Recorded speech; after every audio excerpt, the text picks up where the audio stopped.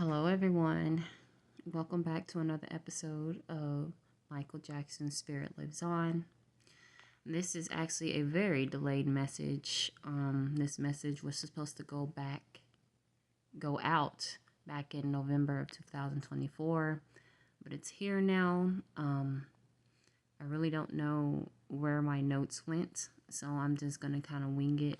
And I feel like this is pretty much maybe the last episode, the last message that I've been actually holding on to from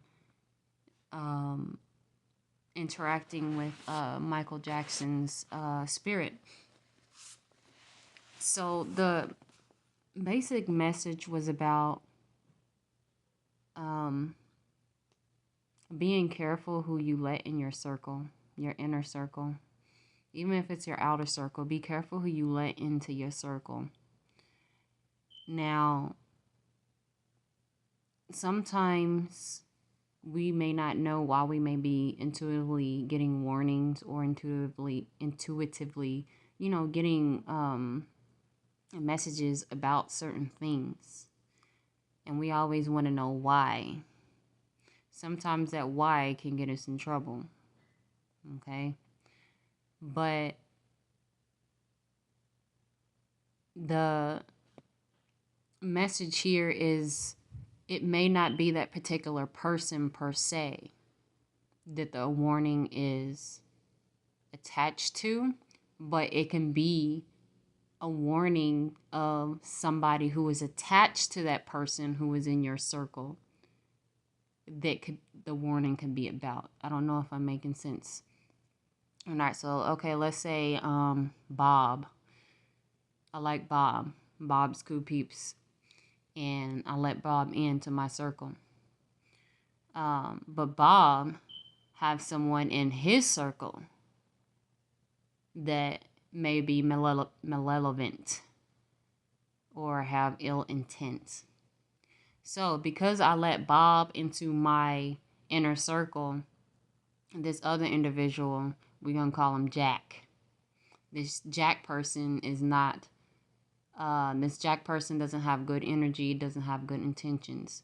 But because I let Bob into my circle, this Jack person is causing disruption into my circle as well. Am I making sense? So basically that's just what I'm saying. So I don't know how much information that you all know about what happened to Michael Jackson, but back in the November, I think October and November, I started watching different documentaries from different people's perspectives and people's views on what went on, and some new information was brought to my attention. I actually heard the story of, I don't even know the child's name, who parents allegedly forced him to say that, Michael Jackson did such and such and such. But this child, Michael Jackson, go and look on Tubi and find some documentaries to watch. But this child, I already forgot his name, and his mother ended up being very close to Michael Jackson. Michael Jackson invited them into their circle. Now, apparently, the big deal wasn't necessarily, what happened with that, but it was the child's father. The child's father was not in their life at all.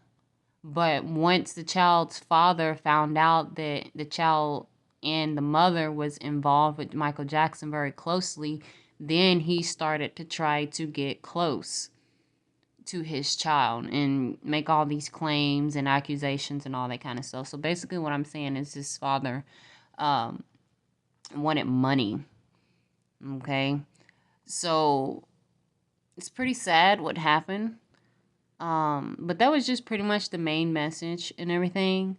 But also, too, I needed to point out the fact that Michael Jackson, he was not only influencing people through his music, his beautiful music, but he was also influencing the lives of the children. And this is a big deal because we all know that children are our future. The children are the ones who is going to be running things once we have passed on and moved on. And so it's very, very important that we protect our children and educate our children. So, meaning that besides the indoctrination of going to these public schools or private school, just the school system in general, we need to make sure we are properly educating them about certain things that were not taught to us growing up. A lot of things was hidden from us, and a lot of us was not truly, especially us millennials, we was not truly prepared for what we are currently living and experiencing now, and as well as what we got ahead of us. In a sense, we were kind of like bamboozled to thinking that, oh, we're supposed to go to college and then we go and get a job, a 9 to 5, and all that kind of stuff. But just look at everything that's going on. I'm not gonna really get heavy into that. But basically, what I'm saying is we got to learn to take responsibility as adults, okay? We can't continue to blame our parents and the system for why we are the way that we are and why come we're not further in life. It is up to us as adults is to take accountability and start fixing our own lives. If something is not working, then you find a different route. And I remember Steve Harvey was pretty big on that about, that brick wall. Why are we going to continue to run smack dead into that brick wall over and over and over? Obviously, you need to change direction. We have to change directions.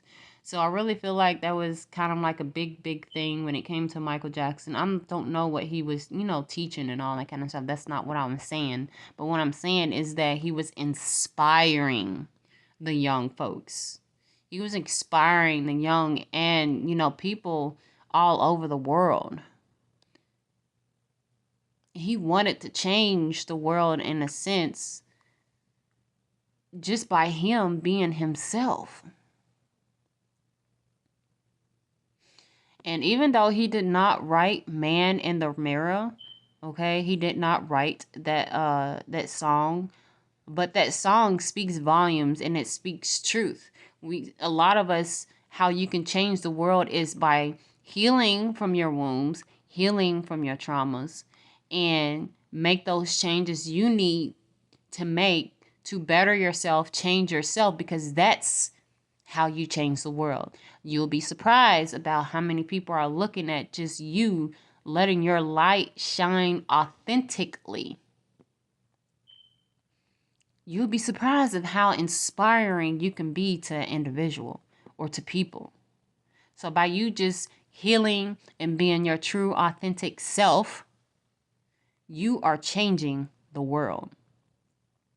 And for those adults who have children, it is our responsibility for us to heal from our traumas and pain so that we don't continue to pass on that same things to our children. Or we'll just be repeating cycles over and over and over again. So that's all I'm just going to say. Just be careful of who you invite in your circle, because you may not know why spirit is telling you to avoid a person, or keep your distance from a person, or to just be cautious in general, because that may save your life in the future. And personally speaking, I've actually experienced, I think I've talked about it on my channel, where spirit told me to stay away from a lady who came to work at my residence. And I was supposed to we have this thing where I'm in a program and you're supposed to meet with this person once a month, yada, yada, yada. And so I did my best to avoid her and not avoid her. And I didn't know why spirit was telling me to. I just didn't know. And I avoided her. But this lady, she pushed and pushed and pushed and pushed and pushed and pushed and pushed until I let my guard down. And then I let her in, and then there's where the grooming and manipulation came in, and then it was like, boom, whammo. That lady was, I'm not even going to get into it, but Sometimes we be like, why? Well, boom. Once I did not stand firm in my boundaries and stay firm in, what I felt, when I let those guards down, that's when all of the manipulation and the projecting and all that kind of stuff came from. And that lady, she was a terror. She was a walking terror. Measurably, I'm having a hard time speaking. Misery loves company, and that lady was miserable.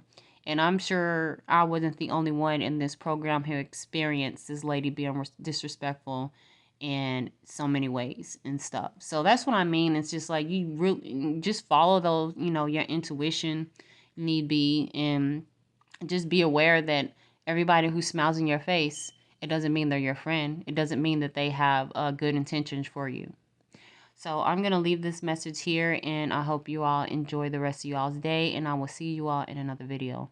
Thanks. Bye.